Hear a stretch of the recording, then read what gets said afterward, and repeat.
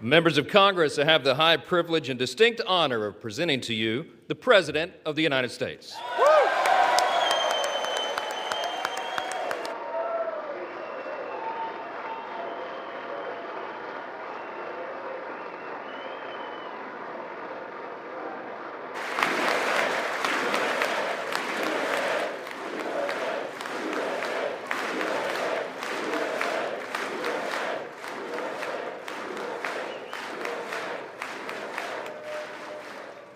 Well, thank you very much, everybody. It's really an honor. Speaker Johnson, Vice President Vance, First Lady of the United States,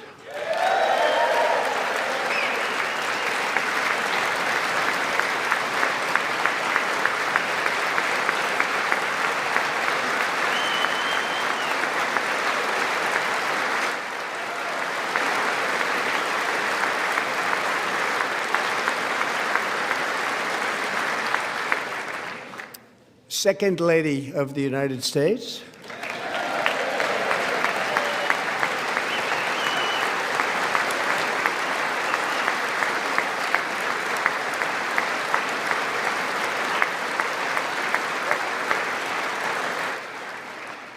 members of Congress, and my fellow Americans. Our nation is back, bigger, better, richer, and stronger than ever before.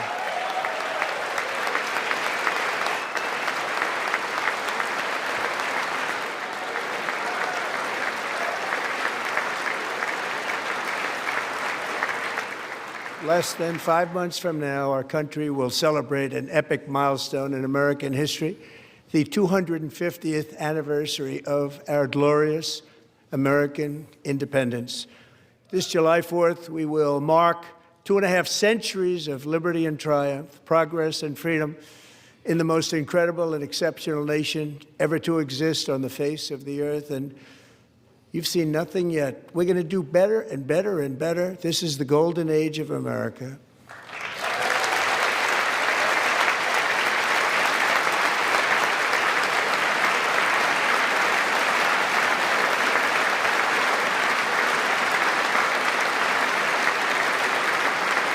When I last spoke in this chamber 12 months ago, I had just inherited a nation in crisis with a stagnant economy, inflation at record levels, a wide-open border, horrendous recruitment for military and police, rampant crime at home, and wars and chaos all over the world.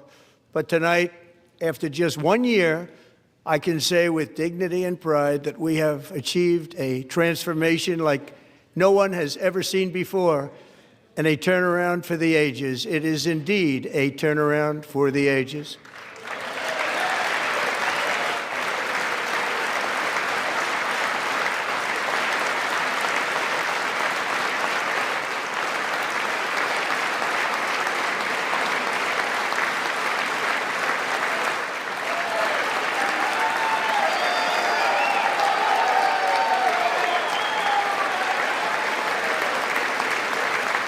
And we will never go back to where we were just a very short time ago. We're not going back.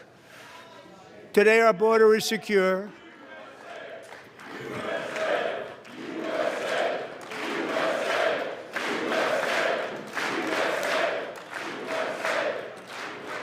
Thank you.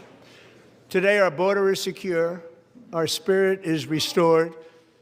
Inflation is plummeting. Incomes are rising fast.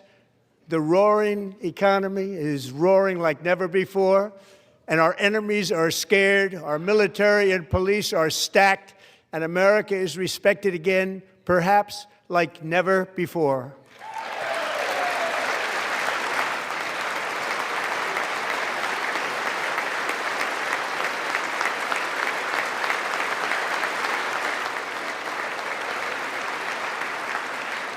After 4 years in which millions and millions of illegal aliens poured across our borders, totally unvetted and unchecked, we now have the strongest and most secure border in American history by far.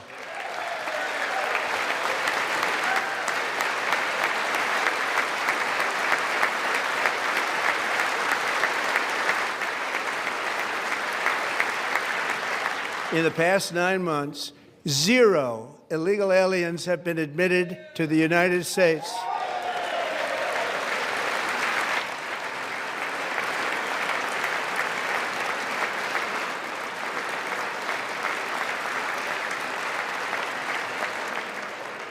But we will always allow people to come in legally, people that will love our country and will work hard to maintain our country.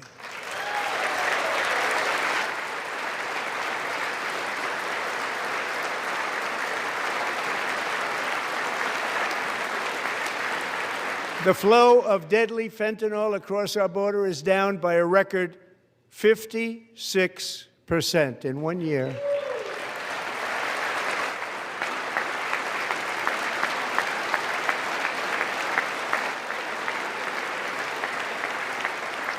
And last year, the murder rate saw its single largest decline in recorded history. This is the biggest decline, think of it, in recorded history, the lowest number in over 125 years, year 1900. In fact, substantially before my wonderful father, I had a wonderful father, Fred, before he was born, substantially before he was born. That's a long time ago. He wouldn't like me to say that, but that's a long time ago. The Biden administration and its allies in Congress gave us the worst inflation in the history of our country. But in 12 months, my administration has driven core inflation down to the lowest level in more than 5 years. And in the last 3 months of 2025, it was down to 1.7%.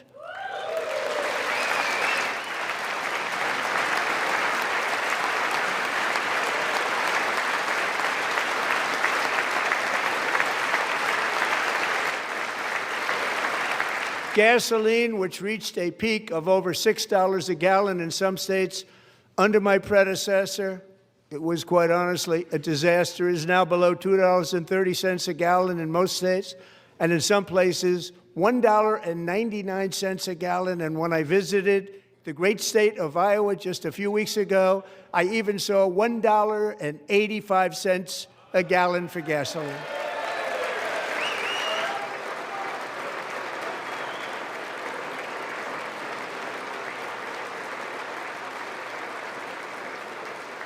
Mortgage rates are the lowest in 4 years and falling fast, and the annual cost of a typical new mortgage is down almost $5,000 just since I took office. 1 year. And low interest rates will solve the Biden-created housing problem while at the same time protecting the values of those people who already own a house that really feel rich for the first time in their lives. We want to protect those values. We want to keep those values up. We're going to do both. And we are going to keep it that way. The stock market has set 53 all-time record highs since the election. Think of that, 1 year. Boosting pensions, 401ks, and retirement accounts for the millions and millions of Americans. They're all gaining. Everybody's up, way up. In 4 long years, the last administration got less than $1 trillion in new investment in the United States. And when I say less, substantially less. In 12 months, I secured commitments for more than $18 trillion pouring in from all over the globe.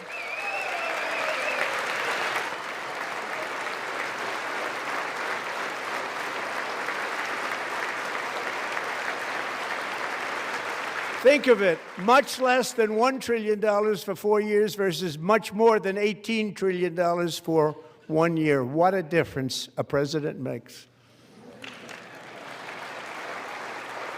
A short time ago, we were a dead country.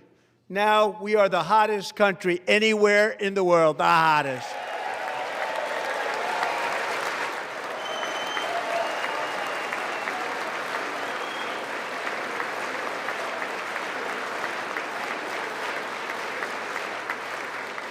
As thousands of new businesses are forming in factories, plants, and laboratories are being built, we have added 70,000 new construction jobs in just a very short period of time. It's getting bigger and bigger and stronger.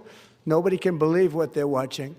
American oil production is up by more than 600,000 barrels a day, and we just received from our new friend and partner, Venezuela, more than 80 million barrels of oil.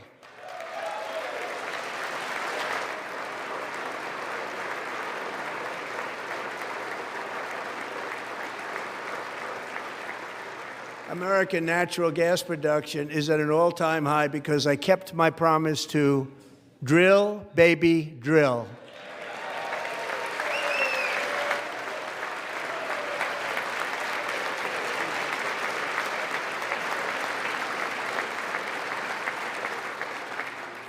More Americans are working today than at any time in the history of our country. Think about that. Any time in the history of our country, more working today. And 100% of all jobs created under my administration have been in the private sector.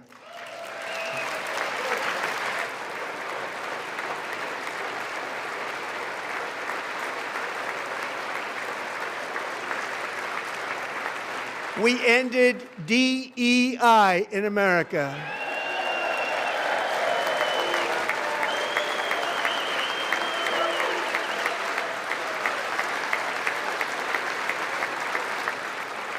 We cut a record number of job-killing regulations, and in 1 year we have lifted 2.4 million Americans, a record, off of food stamps.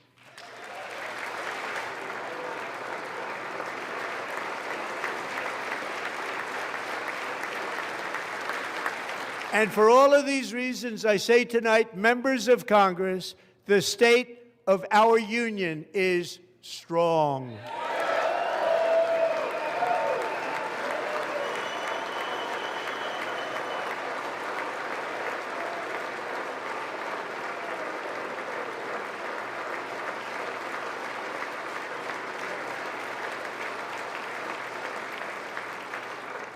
Our country is winning again. In fact, we're winning so much that we really don't know what to do about it.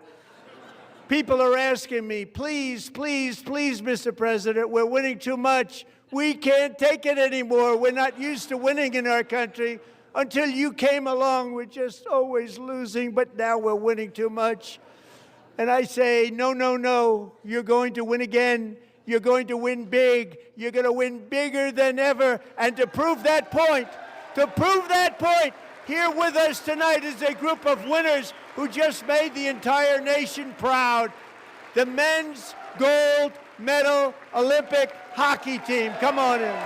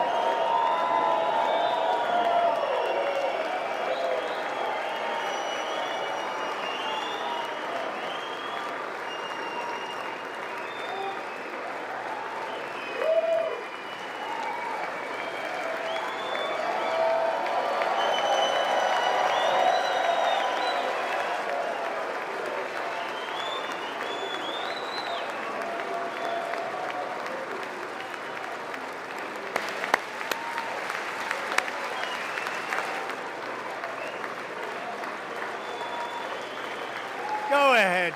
They do.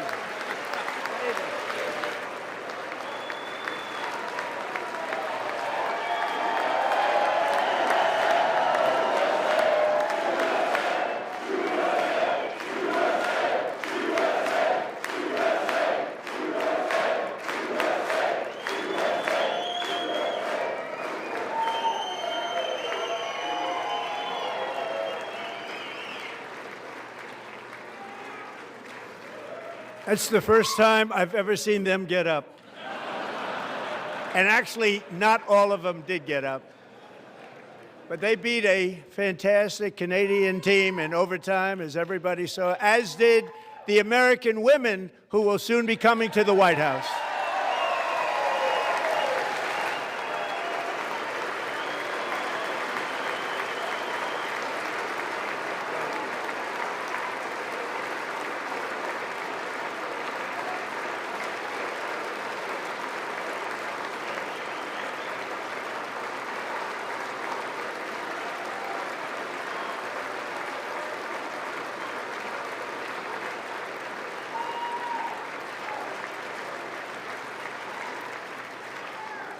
They were in the Oval Office before.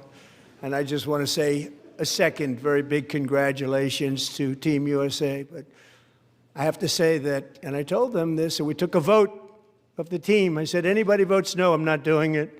So they stood there, and they weren't about to say no, because I've never seen a goaltender play as well as goalie Connor Hellebuck.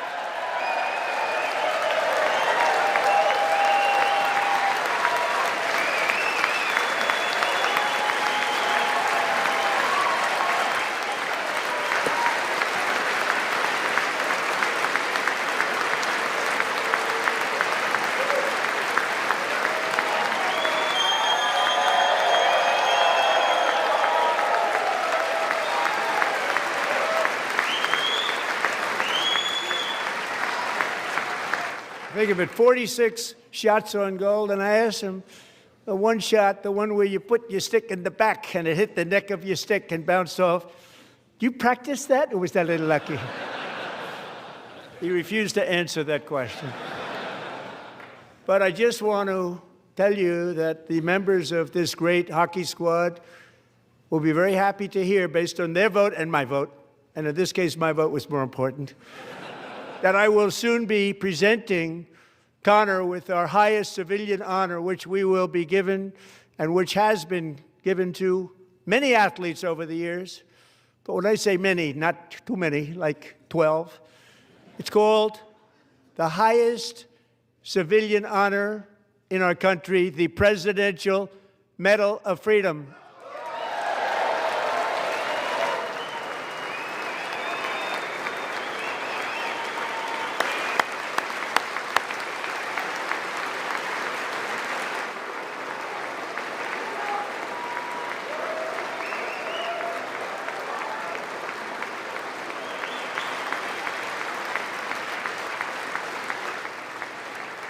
Great athletes have gotten that, very great, the best, and I thought he deserved it. And I did take a vote, every single one of them. I said, I'm not giving it if anybody goes no, and every single one of them rapidly put up their hand. So I want to thank you all. What a special job you did. What special champions you are. Thank you very much.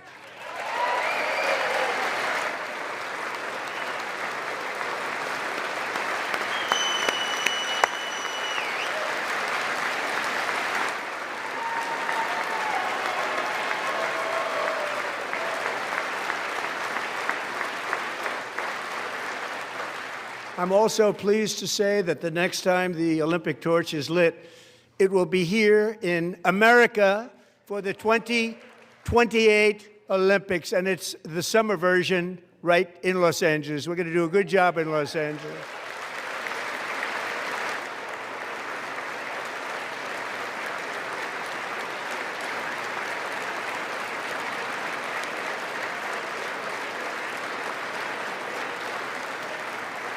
And Los Angeles is going to be safe, just like Washington, D.C. is now one of the safest cities in the country.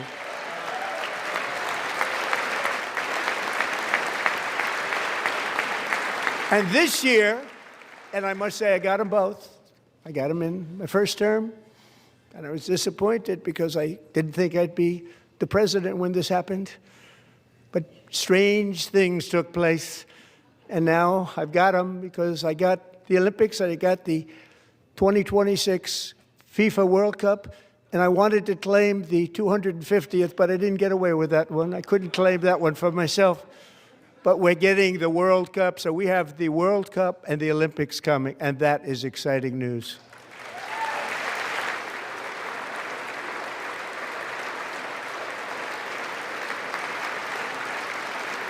So this will be a year to celebrate our country and the heroes who have kept it free. Men like Buddy Taggart. At age 17, Buddy volunteered to defend America in World War II, serving in the Pacific under the great General Douglas MacArthur. He fought bravely in the famous Battle of Manila, worked so hard. He was badly wounded and almost killed by enemy machine guns in Luzon. And 81 years ago this month, he liberated the largest internment camp in the Philippines, one of the largest anywhere in the world. Buddy earned many honors, including a Purple Heart and a Bronze Star, came home, started a family, and tonight he is in the gallery looking forward to July 4th, 2026, his 100th birthday.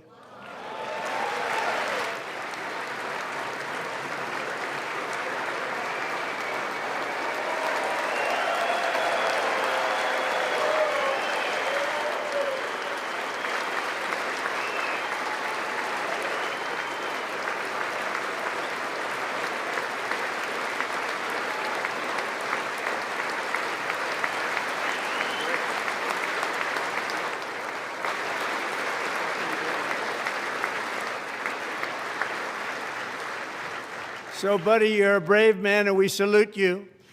Even in times of challenge, setback, and immense heartache, the spirit of 1776 has always shone through very brightly. It was July 4th of last year when floodwaters tore through a girls' summer camp in Central Texas, one of the worst things I've ever seen. I was there, rising 26 feet in the matter of minutes, tragically claiming many, many lives. You all remember that one.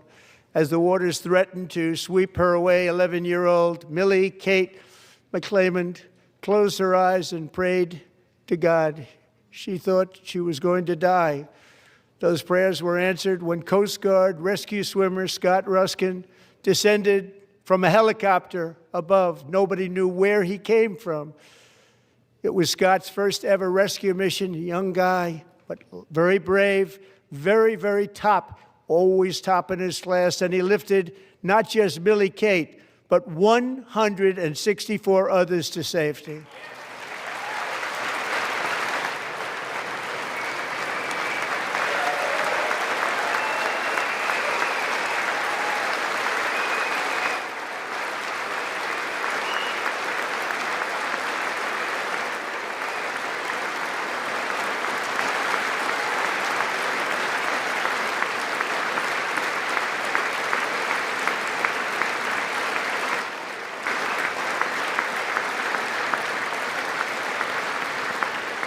People watched Scott from a distance, and they couldn't believe what they were seeing. The winds were blowing, the rain was pouring, everything was going, and that rapid water, nobody's ever seen anything like it. They said, wow, that's something.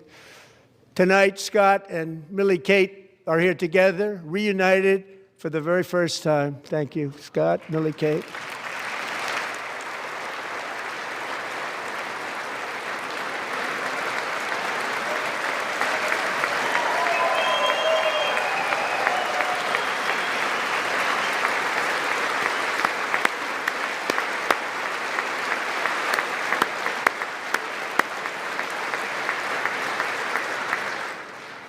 And Petty Officer Ruskin, I'm pleased to inform you that I am now awarding you the Legion of Merit for extraordinary heroism, which is what it was, extraordinary heroism. Thank you.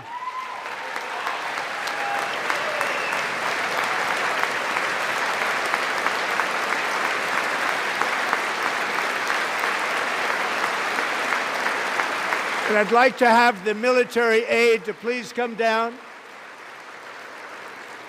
and take care of the service. Military aide, thank you very much. Take care of that very important service. Thank you very much.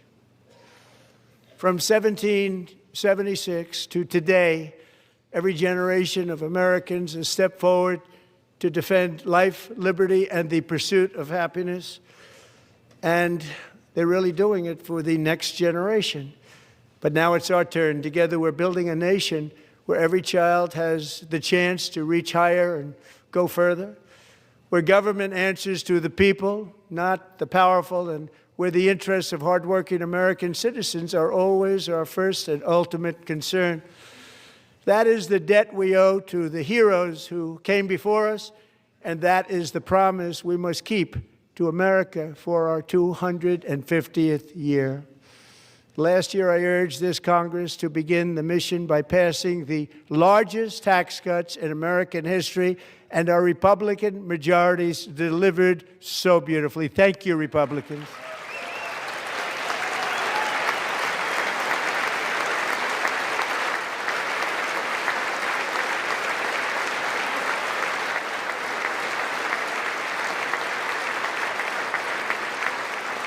All Democrats, every single one of them, voted against these really important and very necessary massive tax cuts.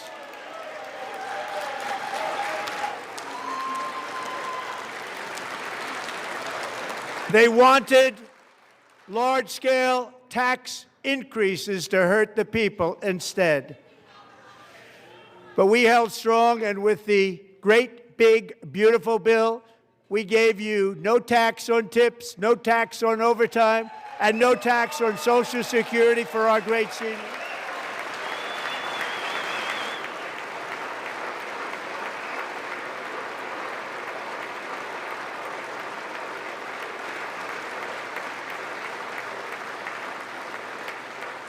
And we also made interest on auto loans tax deductible the first time, but only if the car is made in America.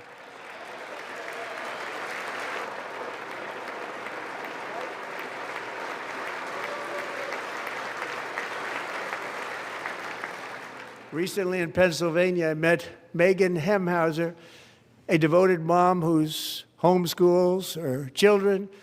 Beautiful, 2 children, during the day while waiting tables at night as her husband works overtime operating very heavy equipment. Megan is here this evening, and she's happy to tell you that she is so much richer because with no tax on tips, no tax on overtime, and our expanded child tax credit done again by Republicans, Megan and her husband will take home more than $5,000 extra just for the year, cutting her tax bill in more than half.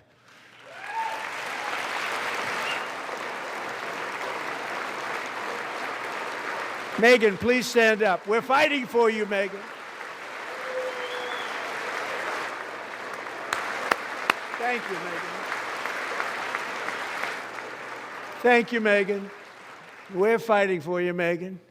Under our bill, parents like Megan can also activate their children's brand new Trump accounts. And I didn't name it. I did not name it. I did not name that.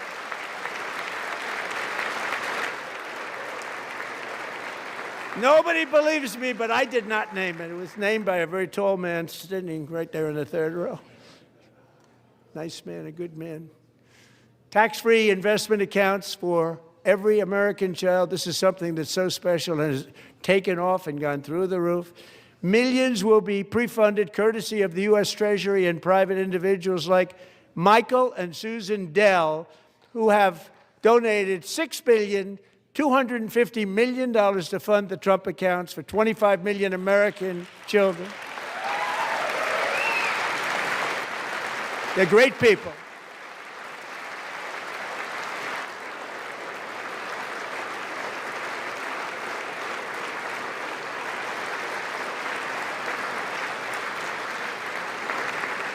You know, I asked Michael Dell, how do you make all that money? He said, well, I just sat on my dorm in school, and I made computers, and I'd sell them to people, and I just kept selling and selling and selling, and pretty amazing story. That's called the American dream. He sold a lot of computers, a lot of those laptops, so I congratulate him on that, but I really thank him and Susan, as well as others like Brad Gerstner, a very tremendous guy. He was behind it right from the beginning. Brad Gerstner. Thank you, Brad.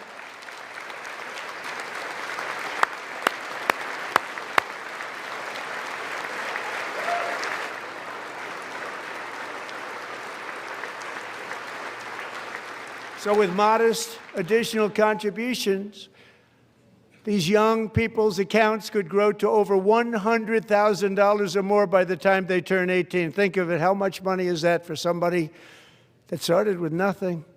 Over 100,000, could be much more than that. To make this investment in our children's future, go to trumpaccounts.gov, trumpaccounts.gov. And a lot of people are doing it. It's setting every record in the book. It's popular. They knew what it was going to take. I'm so proud of them. I'm so proud of the people that got it started.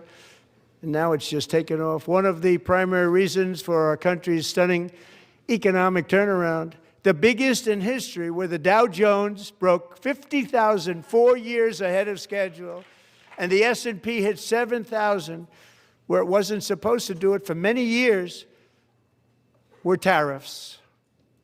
I used these tariffs, took in hundreds of billions of dollars to make great deals for our country, both economically and on a national security basis.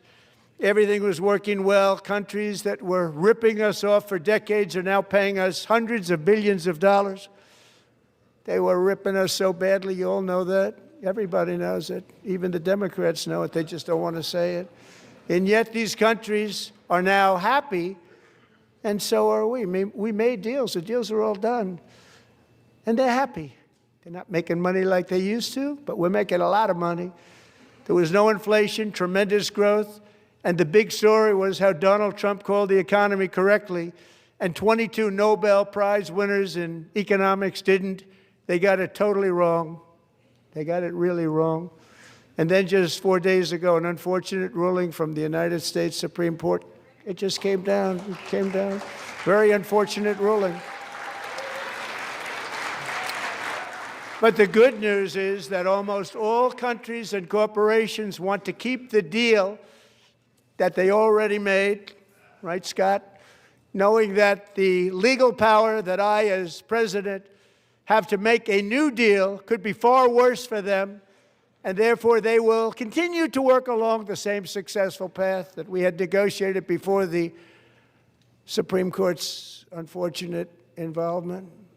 So despite the disappointing ruling, these powerful country-saving, it's saving our country, the kind of money we're taking in, peace-protecting. Many of the wars I settled was because of the threat of tariffs. I wouldn't have been able to settle them without. Will remain in place under fully approved and tested alternative legal statutes. And they have been tested for a long time. They're a little more complex, but they're actually probably better, leading to a solution that will be even stronger than before. Congressional action will not be necessary. It's already time-tested and approved.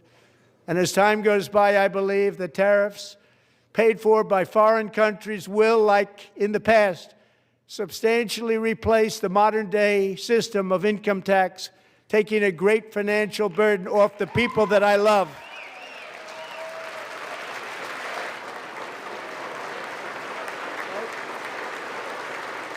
Right?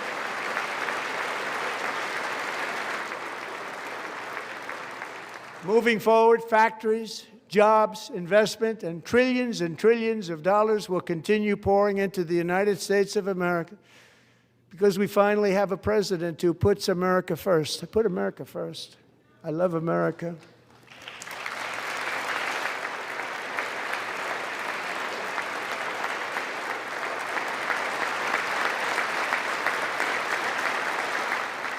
For decades before I came along, we had the exact opposite. From trade to health care, from energy to immigration, everything was stolen and rigged in order to drain the wealth out of the productive, hardworking people who make our country great, who make our country run. Under Biden and his corrupt partners in Congress and beyond, it reached a breaking point with the Green New scam, open borders for everyone. They poured in by the millions and millions from prisons, from mental institutions. They were murderers, 11,888 murders. They came into our country. You allowed that to happen. And record-setting inflation that cost the typical family $34,000 in just a speck of time. Now the same people in this chamber who voted for those disasters suddenly used the word affordability, a word. They just used it. Somebody gave it to them, knowing full well that they caused and created the increased prices that all of our citizens had to endure. You caused that problem. You caused that problem.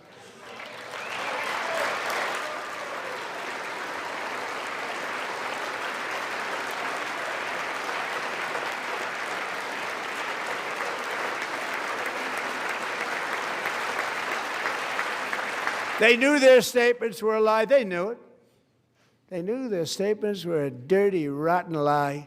Their policies created the high prices Our policies are rapidly ending them. We are doing really well. Those prices are plummeting downward.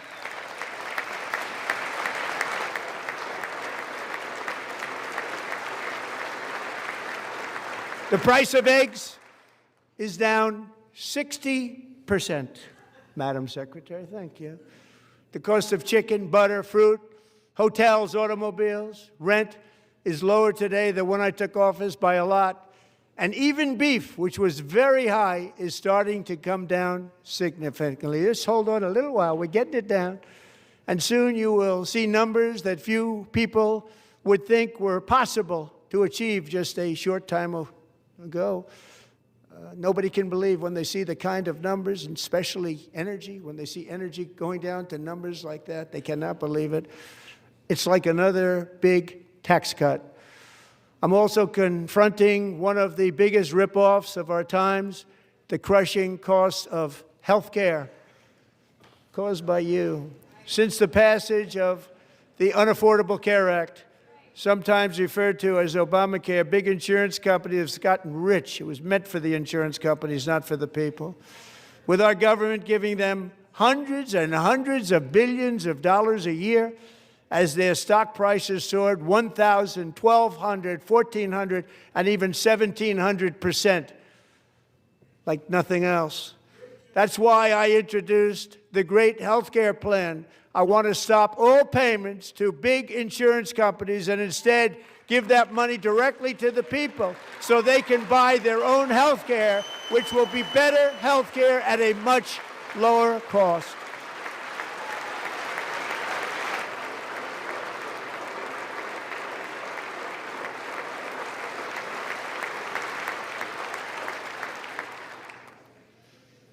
In addition, my plan requires maximum price transparency. That's a big deal. Sounds so simple, so big. And I did that in my first term, and the Democrats immediately terminated it with full knowledge that they were doing a very bad thing for the people. Costs were going to go way up, and that's what happened, and now I'm bringing them way down on health care and everything else. I'm also ending the wildly inflated cost of prescription drugs like has never happened before.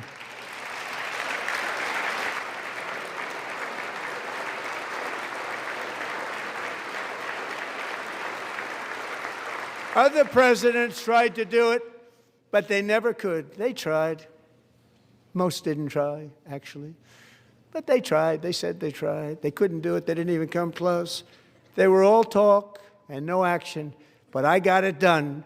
Under my just enacted most favored nation agreements, Americans who have for decades paid by far the highest prices of any nation anywhere in the world for prescription drugs will now pay the lowest price anywhere in the world for drugs. Anywhere, the lowest price.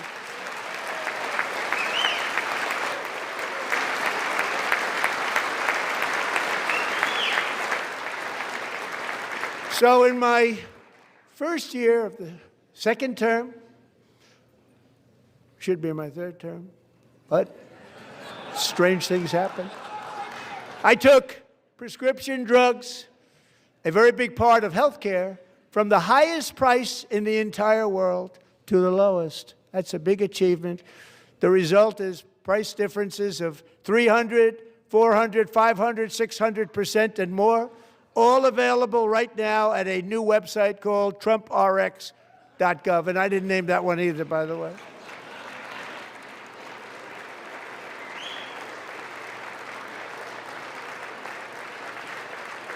And here tonight is the very first customer ever to get that big discount, and it is big, Catherine Rayner. For 5 years, she and her husband have struggled with infertility, and they turned to IVF. One drug has been costing Catherine $4,000 to purchase. But a few weeks ago, she logged onto the TrumpRx website and got that same drug that cost $4,000, got it for under $500, a reduction of much more, actually, than $3,500. Catherine, we are all praying for you, and you're going to be a great mom.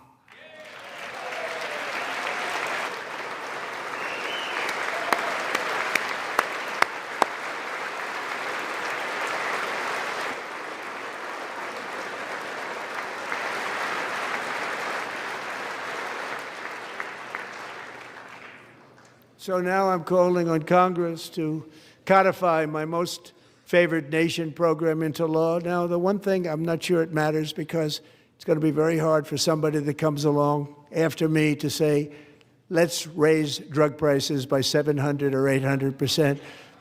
But John and Mike, if you don't mind, codify it anyway. They may do it. Codify it anyway. Thank you. Many Americans are also concerned that energy demand from AI data centers could unfairly drive up their electric utility bills. Tonight, I'm pleased to announce that I have negotiated the new Ratepayer Protection Pledge. You know what that is? We're telling the major tech companies that they have the obligation to provide for their own power needs. They can build their own power plants as part of their factory so that no one's prices will go up. And in many cases, prices of electricity will go down for the community and very substantially down. This is a unique strategy never used in this country before. We have an old grid. It could never handle the kind of numbers, the amount of electricity that's needed. So I'm telling them they can build their own plant. They're going to produce their own electricity. It will ensure the company's ability to get electricity while at the same time lowering prices of electricity for you, and could be very substantial for all of you cities and towns. You're going to see some good things happen over the next number of years. Another pillar of the American dream that has been under attack is home ownership. With us tonight is Rachel Wiggins, a mom of two from Houston. She placed bids on 20 homes and lost all of those bids to gigantic investment firms that bypassed inspection, paid all cash, and turned those houses into rentals, stealing away her American dream. She was devastated. Stories like this are why last month I signed executive order to ban large Wall Street investment firms from buying up in the thousands single-family homes.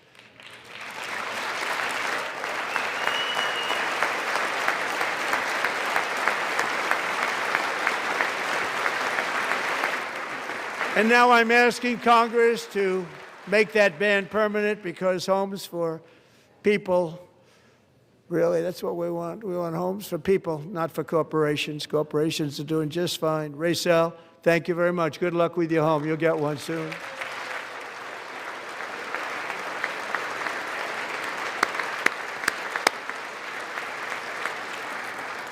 We're also working to make it easier for Americans to save for retirement.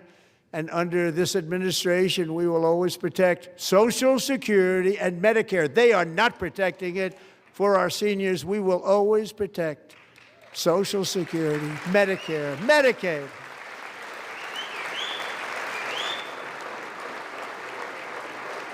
Since I took office, the typical 401k balance is up by at least $30,000. That's a lot of money. We have millions and millions of people, because the stock market has done so well, setting all those records. Your 401ks are way up. Yet half of all of working Americans still do not have access to a retirement plan with matching contributions from an employer.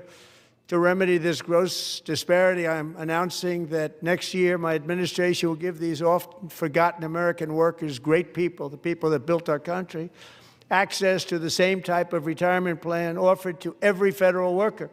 We will match your contribution with up to $1,000 each year. As we ensure that all Americans can profit from a rising stock market, let's also ensure that members of Congress cannot corruptly profit from using insider information.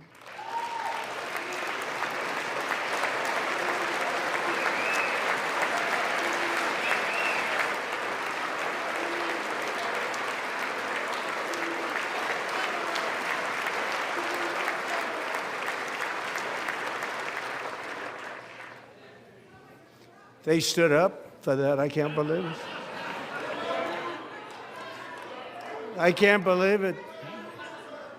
Did Nancy Pelosi stand up if she's here? Doubt it. Pass the Stop Insider Trading Act without delay.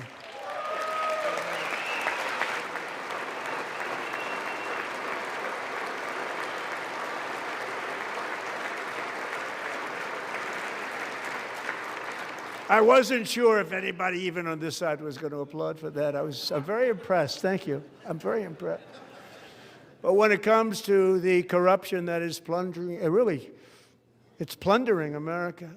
There's been no more stunning example than Minnesota, where members of the Somali community have pillaged an estimated $19 billion from the American taxpayer. Oh, we have all the information. And in actuality, the number is much higher than that. And California, Massachusetts, Maine, and many other states are even worse.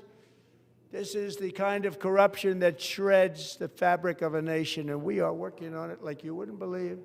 So tonight, although started 4 months ago, I am officially announcing the war on fraud to be led by our great Vice President, J.D. Vance.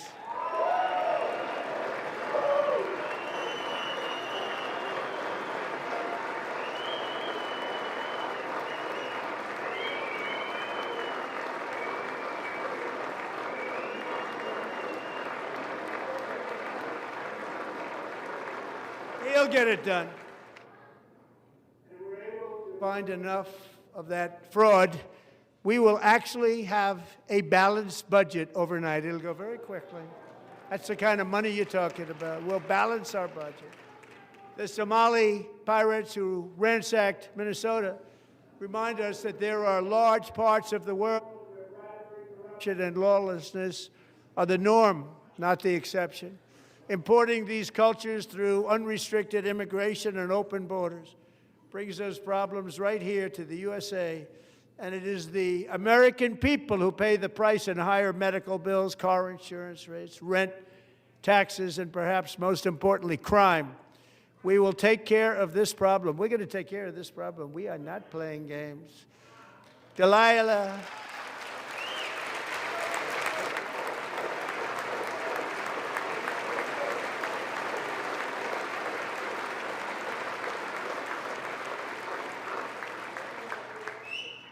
Delilah Coleman was only 5 years old in June 2024 when a 18-wheel tractor trailer plowed into her stopped car traveling at 60 miles an hour or more. The driver was an illegal alien let in by Joe Biden and given a commercial driver's license by open borders politicians in California. Doctors said Delilah would never be able to walk or talk, have a good life. She wouldn't even be able to eat again. But against all odds, she is now in the first grade learning to walk. And she's here this evening with her dad, Marcus, a fantastic man. Delilah, please, you are a great inspiration. Please stand up.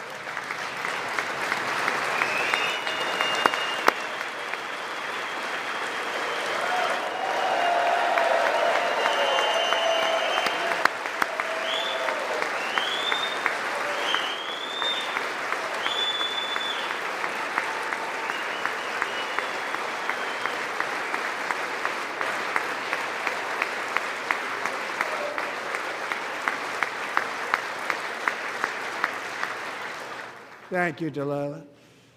Many, if not most, illegal aliens do not speak English and cannot read even the most basic road signs as to direction, speed, danger, or location. That's why tonight I'm calling on Congress to pass what we will call the Delilah Law, barring any state from granting commercial driver's licenses to illegal aliens.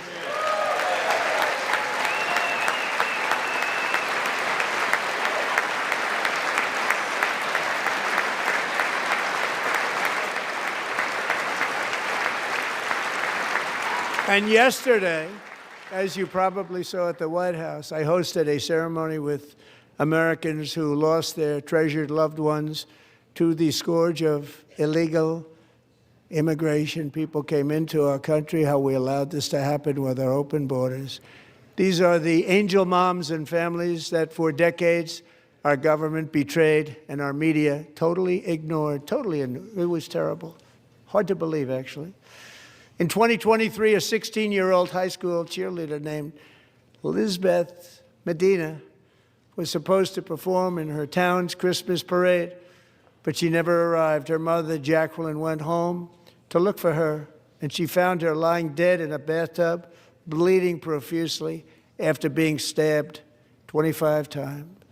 Lizbeth's killer was a previously arrested illegal alien who had broken in and brutally extinguished the brightest light in her family's life, violently and viciously.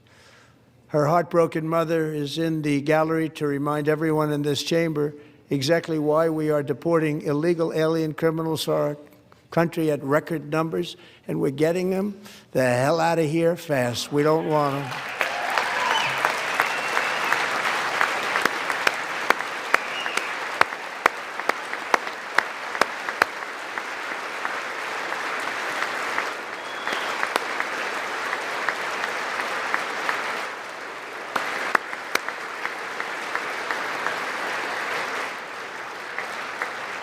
Thank you very much, Jacqueline. Thank you. We can never forget that many in this room not only allowed the border invasion to happen before I got involved, but indeed they would do it all over again if they ever had the chance. If they ever got elected, they would open up those borders to some of the worst criminals anywhere in the world. The only thing standing between Americans and a wide open border right now is President Donald J. Trump and our great Republican patriots in Congress. Thank you. Thank you.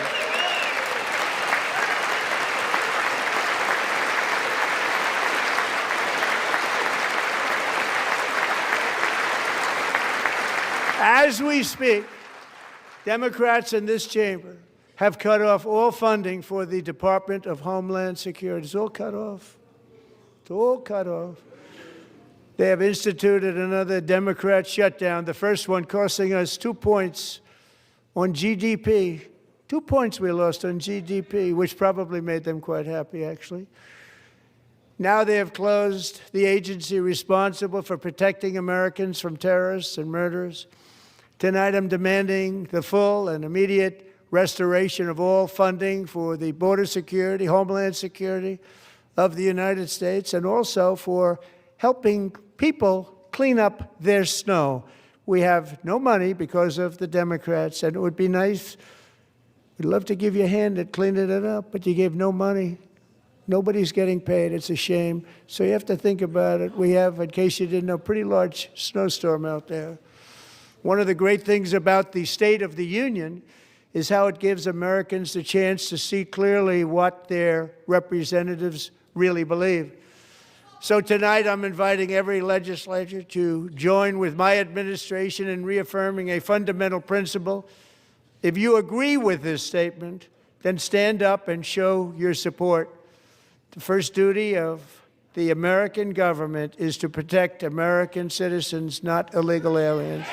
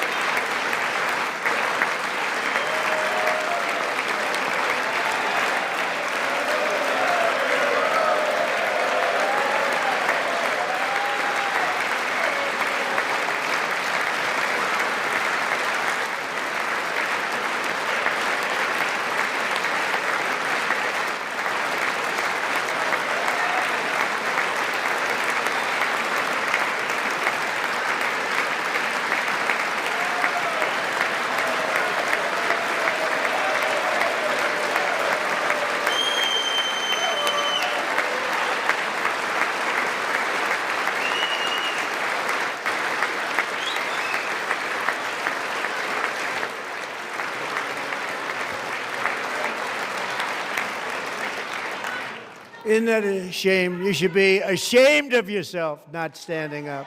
You should be ashamed of yourself.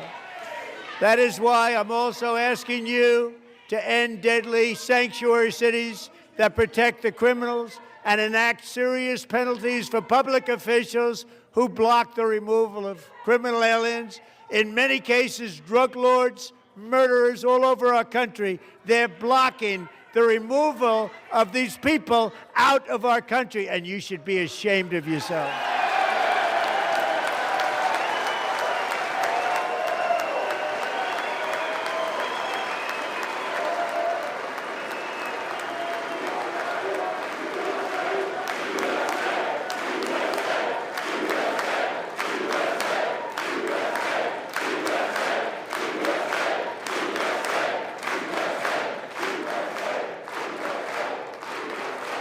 And perhaps most importantly, I'm asking you to approve the Save America Act.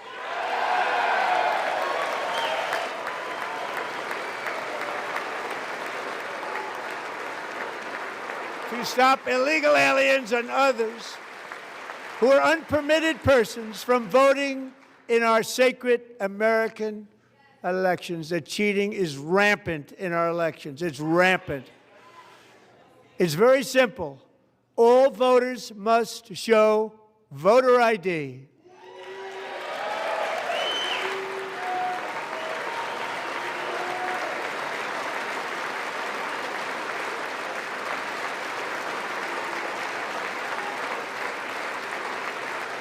All voters must show proof of citizenship in order to vote.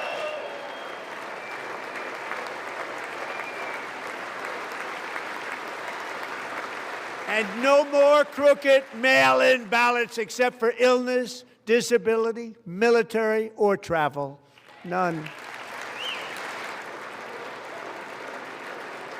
And this should be an easy one. And by the way, it's polling at 89%, including Democrats, 89%.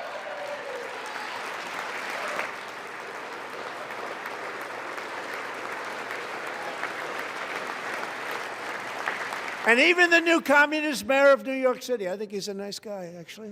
Speak to him a lot. Bad policy, but nice guy. Just said they want people to shovel snow. They got hit hard. Wants them to shovel snow, but if you apply for that job, you need to show 2 original forms of ID and a Social Security card.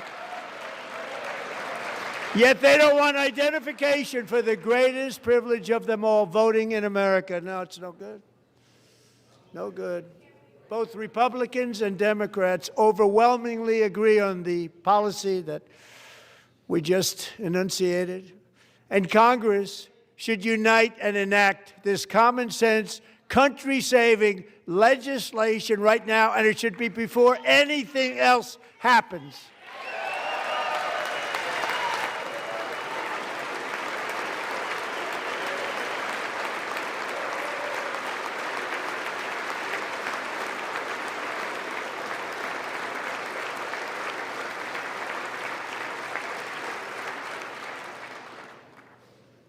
And the reason they don't want to do it, why would anybody not want voter ID? One reason, because they want to cheat. There's only one reason.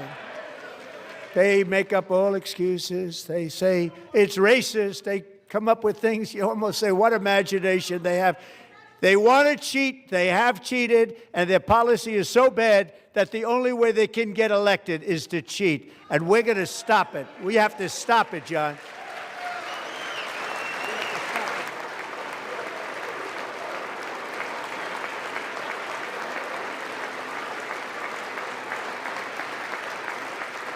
And here is one more opportunity to show common sense in government. In the gallery tonight are Sage Blair and her mother, Michelle. In 2021, Sage was 14 when school officials in Virginia sought to socially transition her to a new gender, treating her as a boy and hiding it from her parents. Hard to believe, isn't it? Before long, a confused Sage ran away from home after she was found in a horrific situation in Maryland A left-wing judge refused to return Sage to her parents because they did not immediately state that their daughter was their son. Sage was thrown into an all-boys state home and suffered terribly for a long time. But today, all of that is behind them because Sage is a proud and wonderful young woman with a full-ride scholarship to Liberty University. Sage and Michelle, please stand up.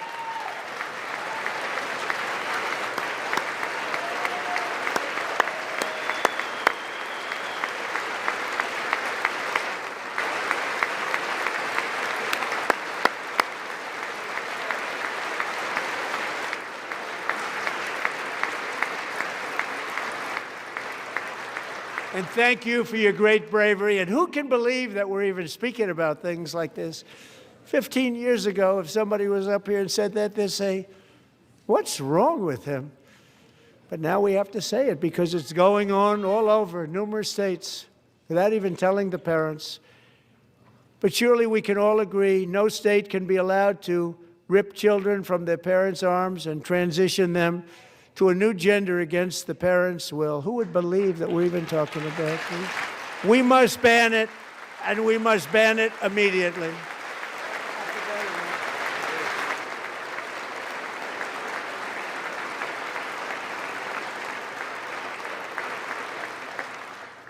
Look, nobody stands up. These people are crazy, I'm telling you. They're crazy.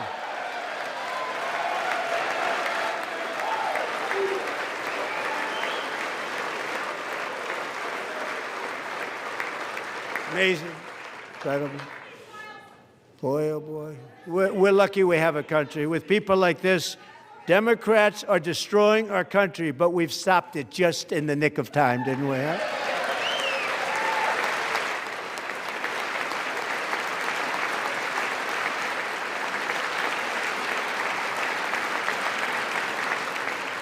No one cares more about protecting America's youth than our wonderful First Lady, now a movie star. She's a movie star. Can you believe it? Who would have believed that? Over the past year, she has had an incredible impact championing AI legislation, advancing a landmark executive order on foster care, and helping secure $30 million to launch the Melania Trump Foster Youth to Independence Initiative. It's a tremendous, really a tremendous thing that happened and had a lot of bipartisan support.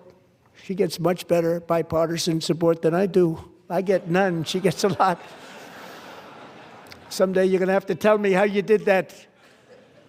And students and educators in every state have joined the First Lady's efforts in the presidential AI challenge, keeping America's next generation positioned to succeed and strongly succeed in the future.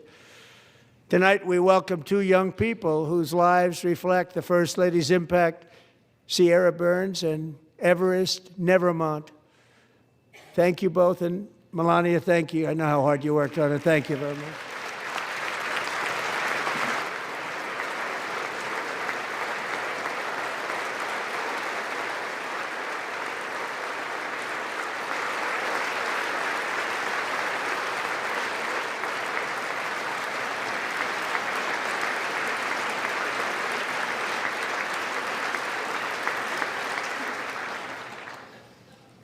I'm very proud to say that during my time in office, both the first 4 years and in particular this last year, there has been a tremendous renewal in religion, faith, Christianity, and belief in God.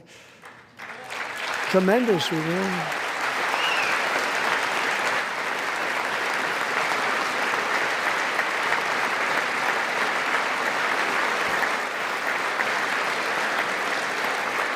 This is especially true among young people, and a big part of that had to do with my great friend, Charlie Kirk, a great guy, great man.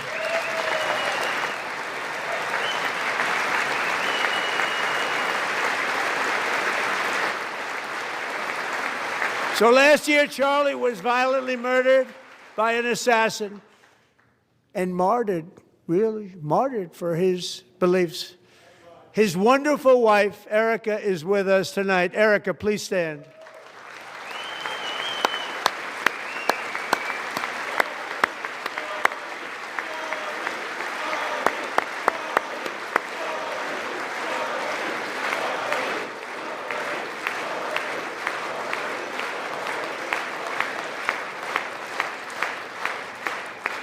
Thank you, Erica. Been through a lot.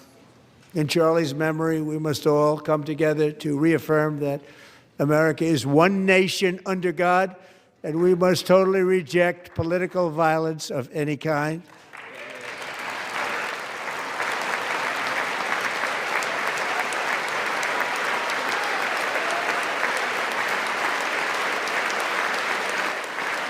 We love religion, and we love bringing it back, and it's coming back at levels that nobody actually thought possible. It's really a beautiful thing to see. Above all, unleashing America's promise requires keeping our communities safe. We have made incredible strides, yet dangerous repeat offenders continue to be released by pro-crime Democrat politicians again and again. We are honored to be joined tonight by a woman who's been through hell, Anya Zarutska.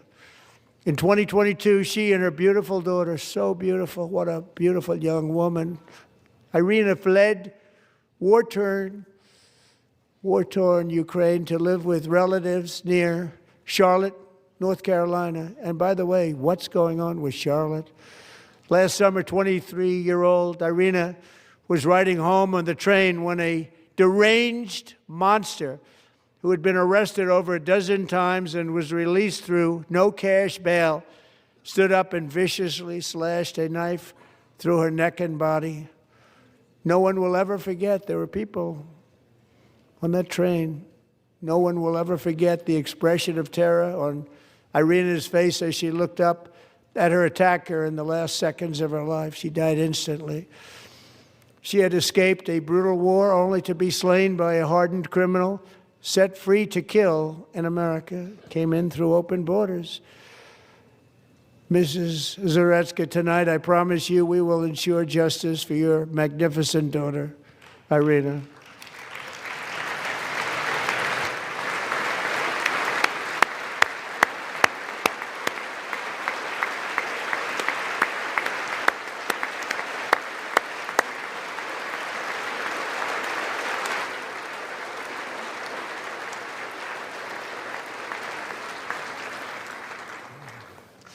How do you not stand? How do you not stand? I'm asking this Congress to pass tough legislation to ensure that violent and dangerous repeat offenders are put behind bars, and importantly, that they stay there.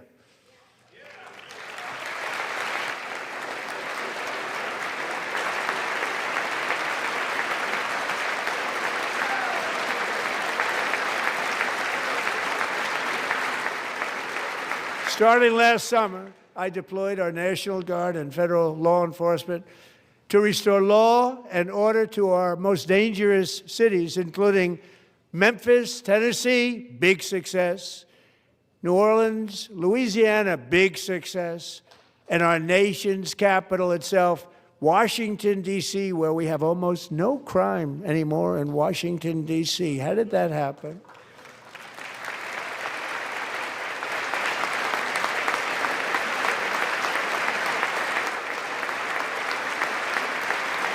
In fact, crime in Washington is now at the lowest level ever recorded, and murders in D.C. this January were down close to 100% from a year ago.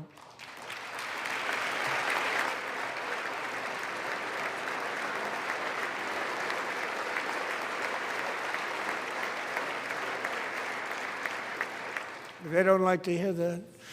One of the brave service members who helped achieve this stunning turnaround was 20-year-old West Virginia Army National Guard Specialist Sarah Beckstrom.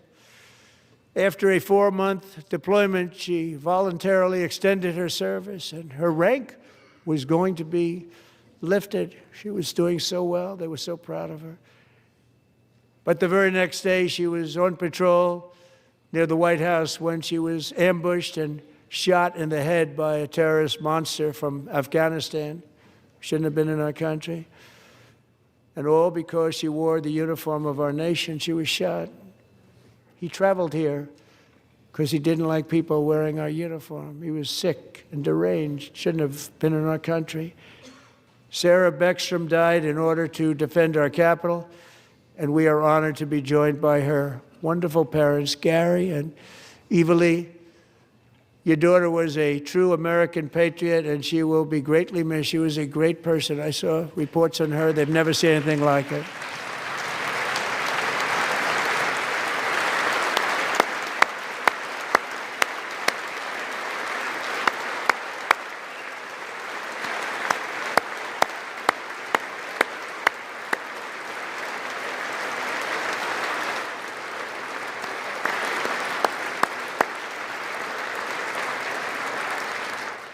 So sorry. Thank you very much.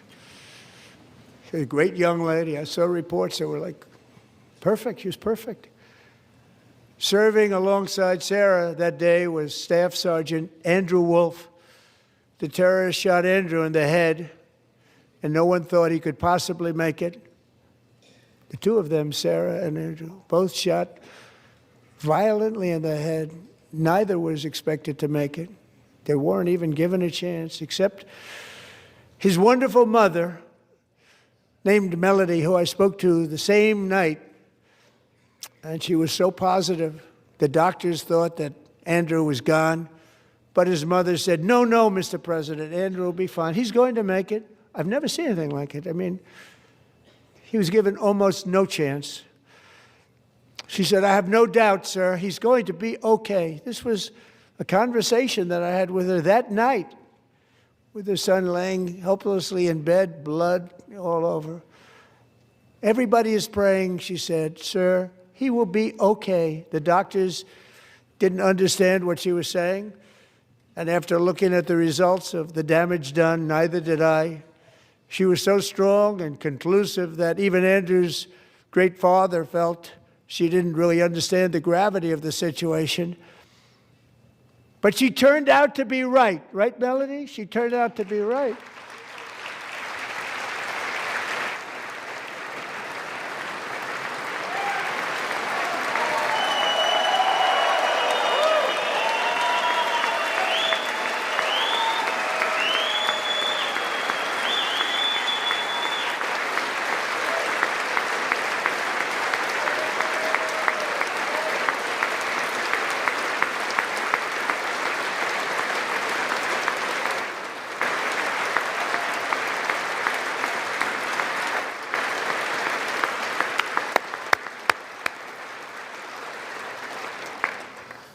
Amazing, actually. I said, where does this woman come from? She's the most positive person I've ever met. With God's help, Andrew has battled back from the edge of death, and we're talking about the edge of death, on his way to a miraculous recovery. He's got a little work to do, but he's doing great. Nice to see you. He's a good-looking guy. Nice to see you. Thanks, Andrew. Thank you very much.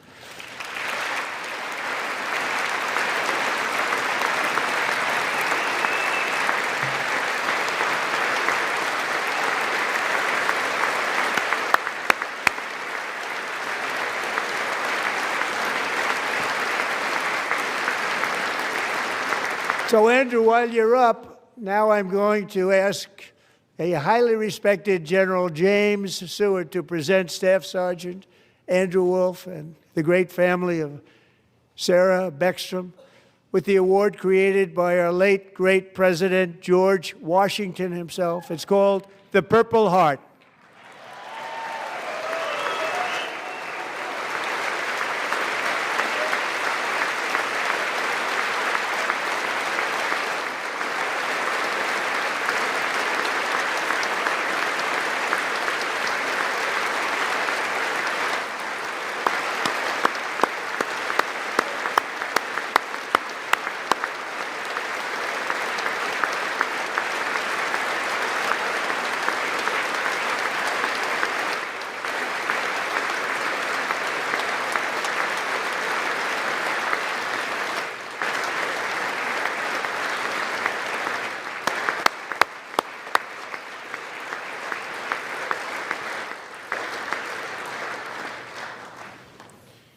We love you all. Love you. We're proudly restoring safety for Americans at home, and we are also restoring security for Americans abroad. Our country has never been stronger. In my first 10 months, I ended 8 wars, including Cambodia. Isn't it funny? Sick people. Cambodia and Thailand, Pakistan and India.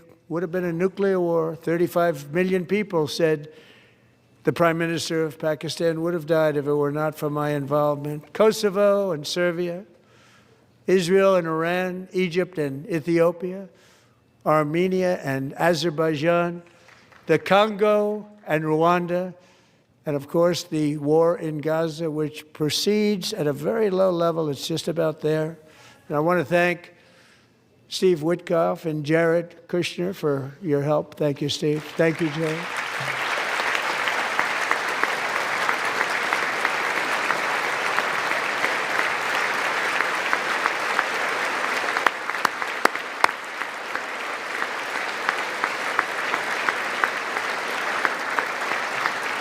And I also want to thank the man they report to, Secretary of State Marco Rubio. Thank you, Marco.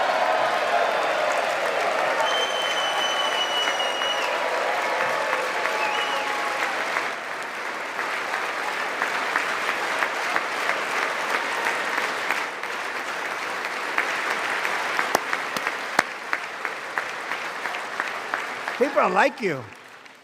You know, Marco got 100% of the votes when he was in confirmation. I think our next one was about 54%. And some of the Democrats are now saying, I can't believe we approved that guy. And he said it's an honor that they feel that way, right, Marco? You have done a great job, great Secretary of State. I think he'll go down as the best ever.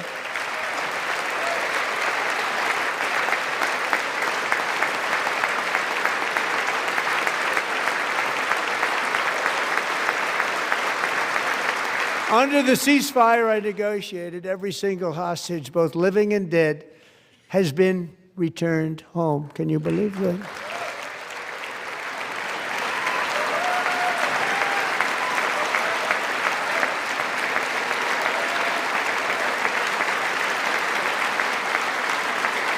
Nobody thought it was possible. Nobody thought that was possible. Both living and dead. And those parents who had a dead son, their boy, they'd always tell me their boy, they wanted him as much as though he were living. It was an amazing period of time. And they came back, and when we got all of the living hostages back, and many, many before them, but I always said those last 20 are going to be very tough, but we got many, many more, hundreds. But I said those last 20 are going to be tough. We got them back, but we only got back 14 or 15 of the dead of the 28. And believe it or not, Hamas worked along with Israel, and they dug and they dug and they dug. It's a tough thing to do, going through bodies all over, passing up 100 bodies sometimes for each one that they found. Tough job. And they finally got it back to 27. And then Steve and Jared, they got it back to 28. They found all 28. Nobody thought that was possible, but we did it. And I remember the family of the 28th. They were so grieved, but they were so happy as it's possible to be. They had their boy back. The mother said, "Sir, we have our boy back." What a period of time that was, but we got them all back. So thank you both very much. Great job.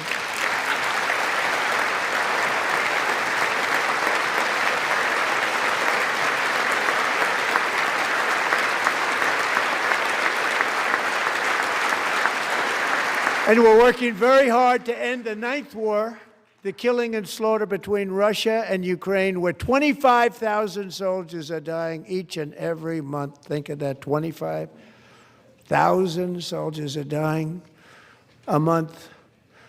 A war which would have never happened if I were president, would have never happened. As president, I will make peace wherever I can, but I will never hesitate to confront threats to America wherever we must. That's why in a breakthrough operation last June, the United States military obliterated Iran's nuclear weapons program with an attack on Iranian soil known as Operation Midnight Hammer.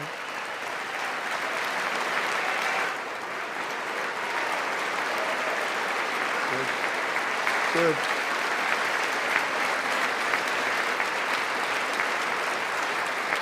For decades, it had been the policy of the United States never to allow Iran to obtain a nuclear weapon. Many decades. Since they seized control of that proud nation 47 years ago, the regime and its murderous proxies have spread nothing but terrorism and death and hate.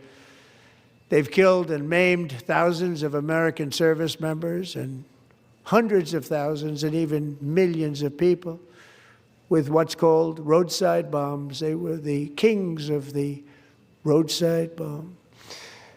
And we took out Soleimani. I did that during my first term. Had a huge impact. He was the father of the roadside bomb.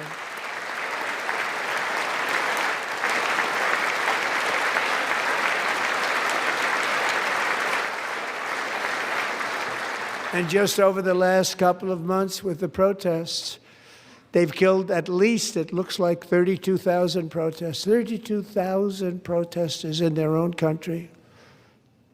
They shot them and hung them. We stopped them from hanging a lot of them with the threat of serious violence. But this is some terrible people. They've already developed missiles that can threaten Europe and our bases overseas, and they're working to build missiles that will soon reach the United States of America. After Midnight Hammer, they were warned to make no future attempts to rebuild their weapons program, and in particular, nuclear weapons. Yet they continue. They're starting it all over. We wiped it out, and they want to start all over again, and are at this moment again pursuing their sinister ambitions. We are in negotiations with them. They want to make a deal, but we haven't heard those secret words. We will never have a nuclear weapon. My preference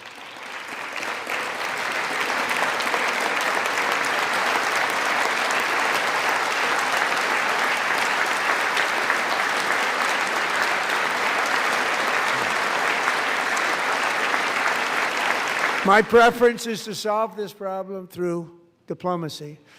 But one thing is certain, I will never allow the world's #1 sponsor of terror, which they are by far, to have a nuclear weapon. Can't let that happen.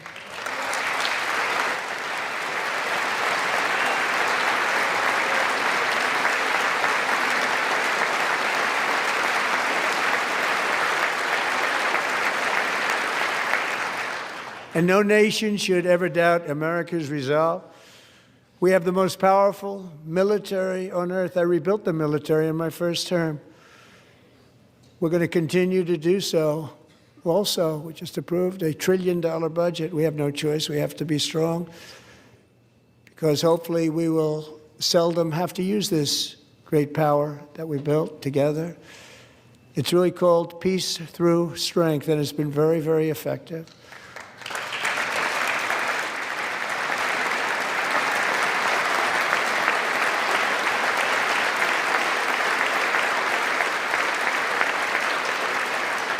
So thanks to Republicans in Congress who are investing that record number of dollars, have no choice, in the United States Armed Forces. Also creating a lot of jobs, but we're not even doing it for that reason. Because as I said, we have more jobs, more people working today than ever before in the history of our country. And NATO countries are friends and allies. They are. They're our friends and they're our allies. Have just agreed at my very strong request to pay 5% of GDP for military defense rather than the 2%, which they weren't paying. We were paying for almost all of NATO. Now they're paying 5 as opposed to not paying 2.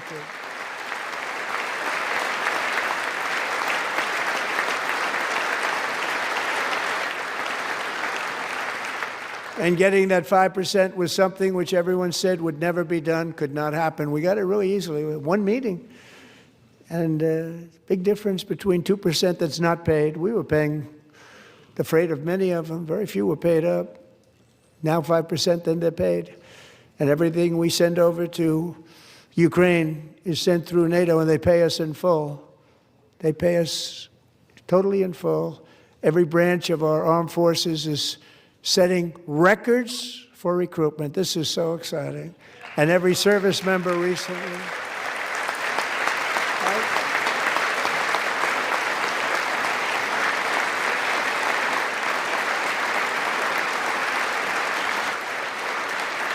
And every service member recently received a warrior dividend of $1,776.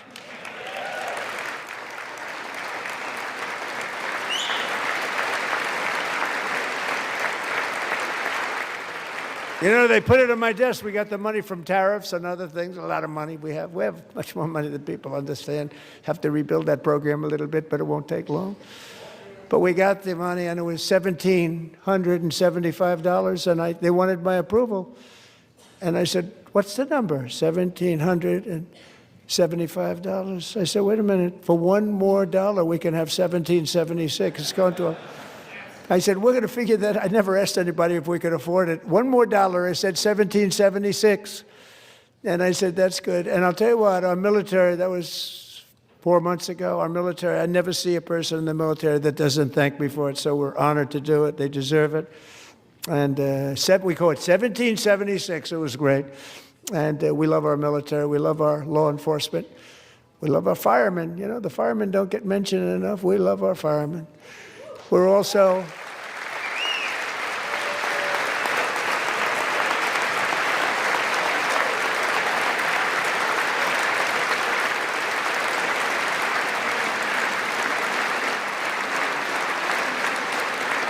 restoring American security and dominance in the Western Hemisphere, acting to secure our national interests and defend our country from violence, drugs, terrorism, and foreign interference. For years, large swaths of territory in our region, including large parts of Mexico, really large parts of Mexico, have been controlled by murderous drug cartels. That's why I designated these cartels as foreign terrorist organizations, and I declared illicit fentanyl as a weapon of mass destruction.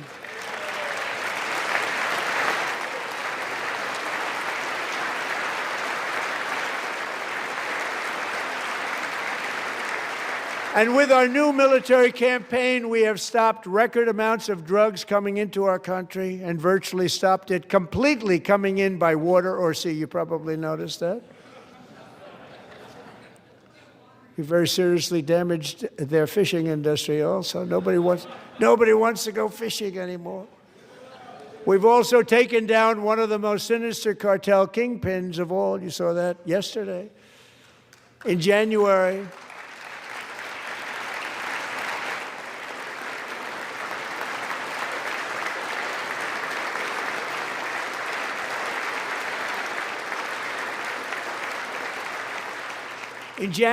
elite American warriors carried out one of the most complex, spectacular feats of military competence and power in world history. No one's seen anything like it. Foreign leaders, I won't tell you who, called me and they said, very impressive, very good. They couldn't believe, they all watched, they saw what happened. This is a different fighting force that we had years ago when we fought to tie. You know, it's a great fighting force. I'm so proud of it. Look at Space Force. Space Force is my baby, because we did that. My baby, it's becoming so important.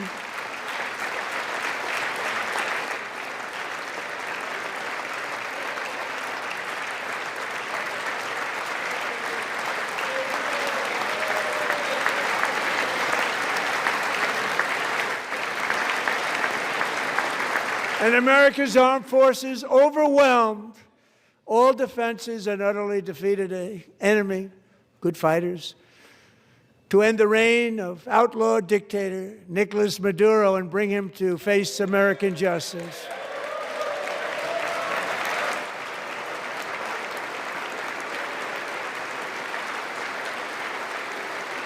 And this was an absolutely colossal victory for the security of the United States, and it also opens up a bright new beginning for the people of Venezuela. We're working closely with the new president of Venezuela, Delcy Rodriguez, to unleash extraordinary economic gains for both of our countries and to bring new hope to those who have suffered so terribly. They really did suffer. With us tonight is Alejandro Gonzalez. She grew up in a tight-knit Venezuelan family and was especially close to her beloved uncle Enrique. But after Enrique ran for office and opposed Maduro, he was kidnapped by Maduro's security forces and thrown into the regime's really infamous prison in Caracas. Better, brighter, bolder, and more glorious than ever before. Thank you, God bless you, and God bless America.